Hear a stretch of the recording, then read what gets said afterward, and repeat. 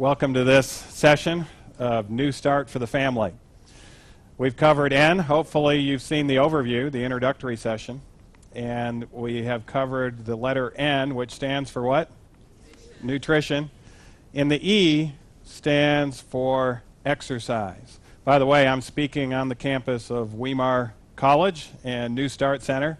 And this is where the term New Start was first coined. It's actually trademarked by Weimar. So if you ever utilize it for commercial purposes, you know that you have to contact us here at Weimar because it is a trademarked term. Your health and happiness depends largely on two things. We can really boil it down to two primary things. What you put into your body and what you do with your body. And the New Start principles are very much related to those two primary things. We've talked about what to put into your body last session. Today we're going to be talking a little bit about what to do with your body. Physical exercise. Exercise actually begins before birth. How does that happen? When the mother exercises, the baby benefits, studies show. Women who exercise during pregnancy improve the heart health of their unborn babies. Researchers found that fetuses exposed to exercise via their mothers had a significantly lower heart rate than fetuses not exposed to exercise. This study suggests that a mother who exercises may not only be imparting health benefits to her own heart, but to her developing baby's heart as well. Another study showed that it helps to normalize the baby's weight. Exercise during pregnancy can facilitate labor and improve the baby's health by lowering an unborn baby's birth weight. The problem with birth weights today is they're actually tending to be too high. We tend to have extremes on both sides. Not enough and too much. And when the birth weight is too high, it increases the likelihood significantly of childhood obesity, which is one of the major health problems. And so the exercise by the mother can help keep that birth weight down so it decreases the risk of childhood obesity. In regards to exercise, if you're pregnant, safest activities are swimming, brisk walking, indoor stationary cycling, step or elliptical machines, and low-impact aerobics taught by a certified instructor. Jogging can be helpful, but it really should be done in moderation and best done by those who are already jogging before they're pregnant. Studies show that the new jarring activity upon pregnancy, in fact later on in pregnancy, could be problematic if you're not used to it. However, there are mothers who run before pregnancy and they can continue to run and jog during their entire pregnancy, and that actually is a healthy thing. So if you're not pregnant, you may want to participate in a running program now so that it can be that option. You can keep your options open in regards to when you're actually pregnant. Also, you want to avoid physical activities that require you to hold your breath or where there is any risk of falling or other jarring motion, and also avoid exercising in hot, humid weather. There is a word of caution, however, in regards to those who are pregnant. Studies show that when a mother exercises more than 90% of her maximum heart rate, the placental blood flow will decrease. Now that's maximal exercise, and that normally only occurs when you're competing intensely. So I would recommend that you don't involve yourself in that extreme competition side of things when you're pregnant, because there could be a downside to that type of exercise. Now, the slide there actually, or the next video they're going to show from the back. And this, remember how exercise we talked about begins before birth, but what about after birth? How do kids get exercise? Let's take a look. Happy boy? Now, if anyone doubts by design that we were not supposed to exercise, they really haven't seen a baby. This is what we call natural physical therapy. Yay! The baby's just moving all around. This isn't just a hyperactive kid. Any kid, when you have them at this age, they just naturally move everything. And that's an important God-given design to make sure that those muscles continue to grow, that arthritis doesn't set in. It's very crucial. And I think it would be very helpful if all of us continued this type of exercise later on in life. But we were, at that point, that kid has no frontal lobe to really tell himself to exercise. It's just automatic. That automatic exercise is an important part of growing, an important part of his mental health as well. But there he is, just going. Well, we could probably go ahead and stop that portion, but a kid is like any kid. Just getting that natural physical therapy. There's no one there telling him to do it. There's no one doing active or passive range of motion. It's just automatic. Now, the Lord knew that once we got of age, our frontal lobe would develop, and it wouldn't be good to sit in a board meeting, doing that automatically. It could be very distractive. And by the way, it's good that kids do it, because sometimes we need to be distracted to pay attention to kids. That's why they're also given something else by design at a very early age, and that is a very loud voice.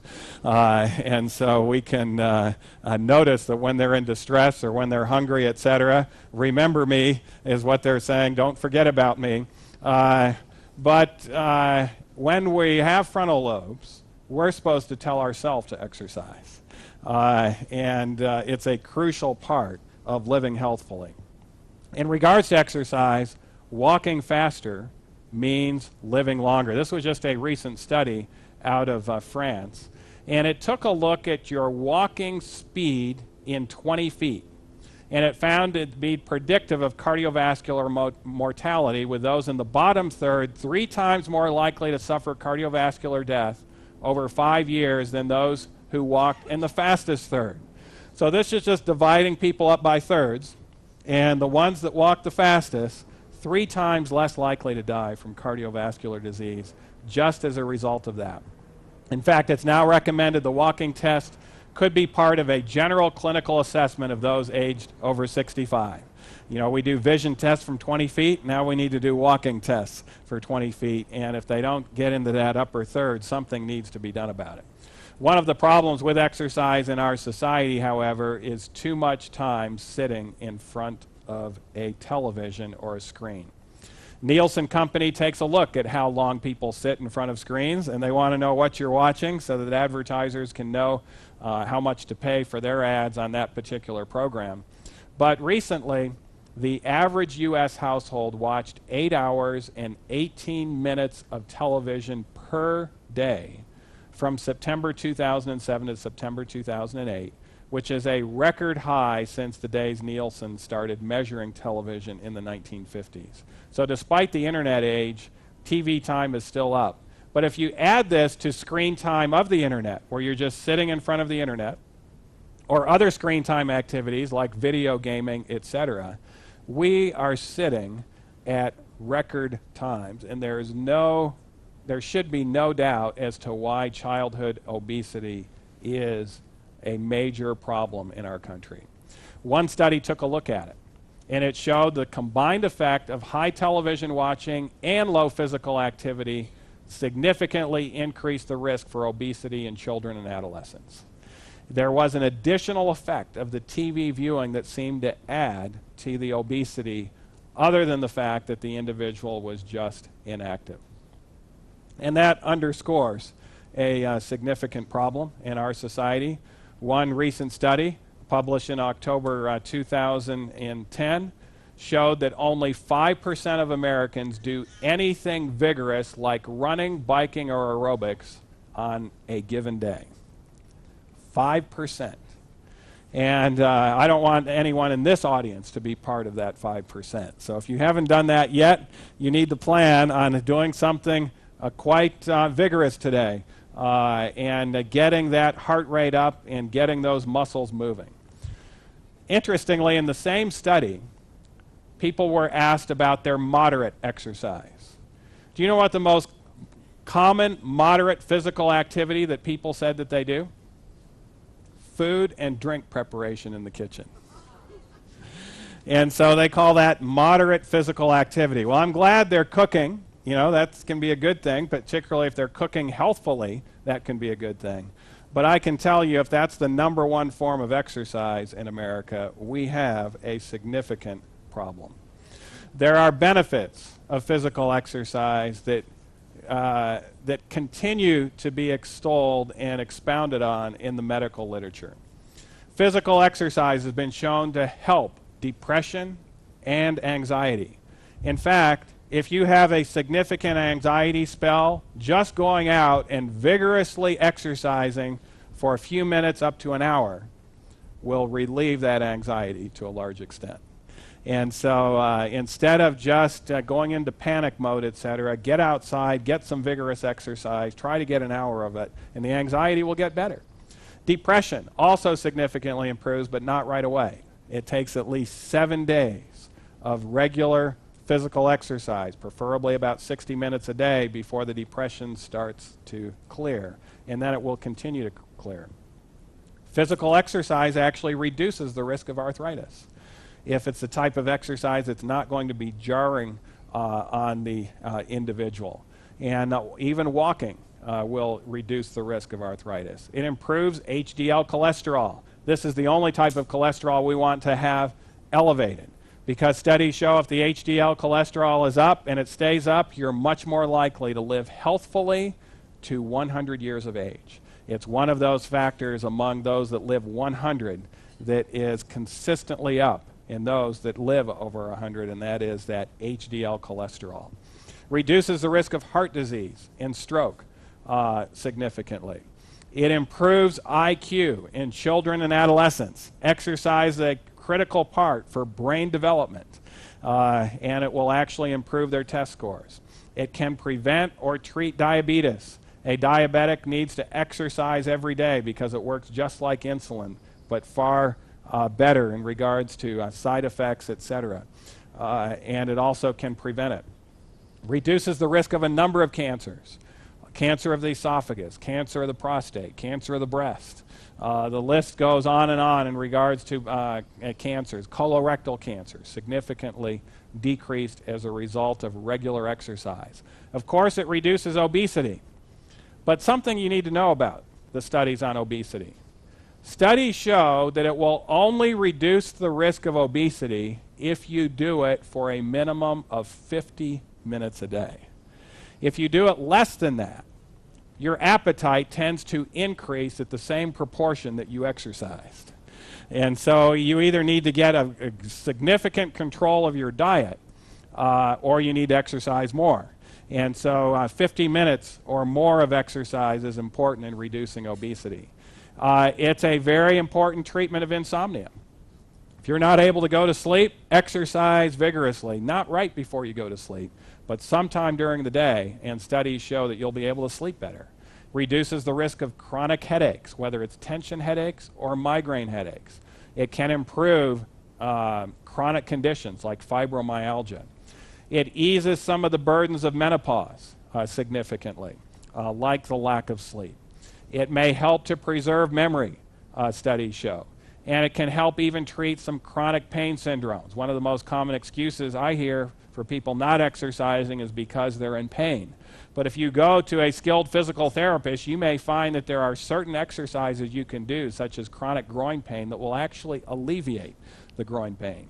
And so exercise is an important component in regards to that. It increases longevity significantly. The studies that look at this are clear, and it improves your quality of life. You have a far greater tendency to live a happier, more fulfilled life and live to the point where your life significantly improves as you age instead of the other way around. So the question is, if you're not exercising, do you want to get started? And if you're not exercising, one of the things I would encourage you to do is try walking. Brisk walking is a good first form of exercise. we're actually designed to walk more so than any other exercise, and it's a very balanced engineering feat for you to walk. You know, your arms are involved in it in regards to the swinging at the same pendulum length as the legs, etc. It's good to get both arms involved. You don't have to have a walking stick like that gentleman is up there. But get those arms swinging, get the legs stretching, and try walking. And a lot of people put pedometers on to try to walk 10,000 steps. It's an important study show 10,000 steps can be important. We actually, there are other studies showing you need a little more than that, 12,500 to produce benefit. But many people who want to keep fit, there are better ways of measuring besides a pedometer in keeping track. The device doesn't give any information on how intensely they're exercising, whether their heart rate is being raised enough to improve physical fitness or not. In a new study, researchers found that the average walker should aim for 100 steps per minute when they walk. That's at a minimum in order to get a moderate intensity workout. So just count your own steps in 1 minute. Start with 10 minutes of brisk walking, and you'll have 1,000 steps in those 10 minutes if you're doing 100 steps a minute. And even 10 minutes will benefit you to some extent. And then once you do the 10 minutes, you can keep stretching it out and pretty soon build up to 3,000 steps in 30 minutes and keep on going. So I would encourage you to consider brisk walking. It's also important to recognize the more calories expended during your exercise, the greater the benefit. This study looked at calories burned per hour. Walking at 3 miles per hour, which depending on your stride, may be 100 steps. It may not be. It may be less than 100 steps per minute. But that moderate exercise expels, or actually will expend 232 calories in 1 hour. Housework, if you're going about efficiently in general housework, 246. Riding a horse, playing ping pong, gardening are right up there tied at 281. Raking your lawn is at 303. And then if you're golfing and not utilizing your golf cart, but carrying those clubs around and walking briskly, you'll get 317 calories per hour. 4 miles per hour is even more than that, 352. Mowing your lawn with not sitting, but actually behind a lawnmower, 387. Bicycling 10 to 12 miles per hour is going to be 422, which actually ties with water skiing, downhill snow skiing to a moderate level. Those would be doing what we call blue slopes, and snow shoveling by hand, one of the advantages of living in the North Country or in the mountains of the Sierras. And then there are more intense exercises, playing racquetball, backpacking, hiking with your pack, swimming laps, freestyle would be 493, bicycling 12 to 14 miles an hour, or over 500 calories expended, including calisthenics, playing basketball, singles tennis, cross-country skiing. And then there are the very high-intensity ones, such as an aggressive stair machine, bicycling 16 miles an hour, jumping rope, running an 8-minute mile, or even better yet, running a 7-minute mile will expend almost 1,000 calories per hour. But the one that is most intense is running upstairs. If you run upstairs for a whole hour, you'll expend over 1,000 calories. And of course, you got to be fit to do that. And that's one of the reasons why we state start with brisk walking. Remember also interval training. You can do some of these intense exercises if you take a little 30 or 40 second rest once your heart rate comes up. And the reason why that screen shows a watch and a heart rate monitor is because there are devices now where you can get a continual readout on your heart rate. And when it goes past a certain rate, you certainly don't want to get up there at 90%.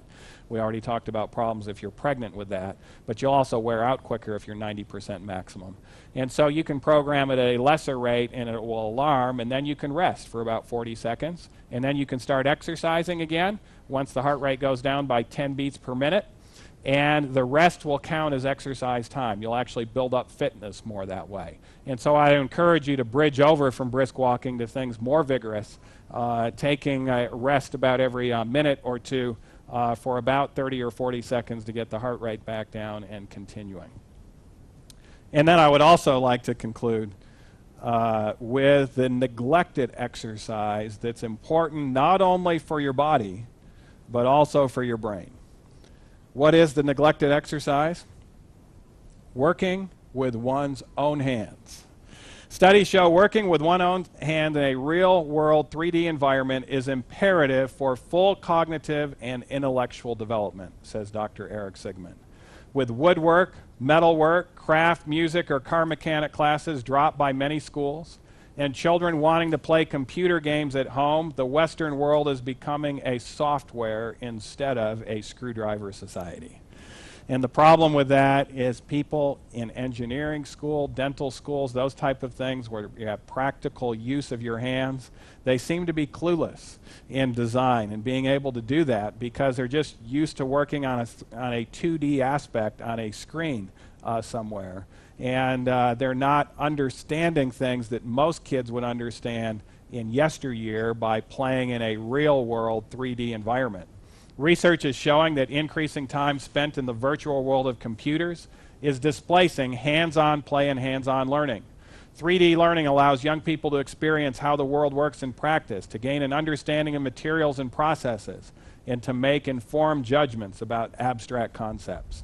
One of the advantages that's coming out in regards to working with your hands is right in front of the area where you work with your hands is the frontal lobe of the brain, which is the center of spirituality, morality, and the will. And so studies are showing if we want to enhance this area of the circulation, and your success in life is very largely dependent on how well your frontal lobe is functioning and how well you're utilizing it. But studies show it's actually easier to get good circulation to your frontal lobe if you do things habitually every day where you're working with your hands. And so even the 20 minutes of doing the dishes fast, if you don't have any other way of working with your hands, do that. But especially one of the ways in which you can combine a number of the New Start principles is actually by working with your hands gardening. As you notice, gardening was one of those activities that was a moderate exercise activity that helped the heart rate go up. Doing it in a vigorous fashion helps the frontal lobe circulation, and of course it can also help in regards to your nutrition. A garden tomato is far better in taste and bioflavonoids and antioxidants than the average store-bought tomato. And so you can do yourself a big favor by getting into a habit where you're not only exercising the big muscles. I don't want to underemphasize the exercise of the leg muscles because 80% of your skeletal musculature is right there. So if you really want to expend energy, the leg muscles are the way to go, such as stair climbing, etc. But I don't want you to do that to the neglect of working with your hands in some way, shape, and form every day as well, where you can actually not only power up your body, but also power up your mind in that fashion. It's never too late to start, studies show, to get on an exercise program. If you are alive, and if you have a frontal lobe, and if you are able to put into practice information, you can. Even if you're not exercising up to this point, you can get on a regular exercise program. And so I would encourage you, why not begin your new start today? Thank you very much.